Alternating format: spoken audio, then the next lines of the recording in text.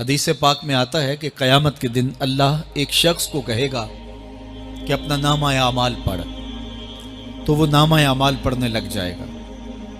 تو نامہ اعمال کے اندر چھوٹے گناہ بھی ہوں گے، بڑے گناہ بھی ہوں گے، تو اللہ سے حیا کرتے ہوئے، شرم کرتے ہوئے وہ بڑے بڑے گناہوں کو چھوڑتا جائے گا اور چھوٹے چھوٹے گناہوں کو پڑھتا رہے گا۔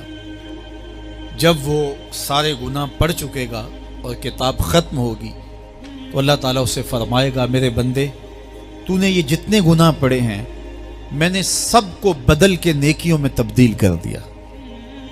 تو بندہ کہے گا، اللہ ابھی تو میرے بڑے بڑے گناہ رہتے ہیں جو میں نے پڑھے ہی نہیں۔